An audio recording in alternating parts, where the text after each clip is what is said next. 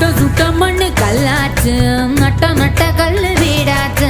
நச்சு நச்சு பட்ட நம்ம பொழப்புதான் பச்சை மண்ணா போச்சு.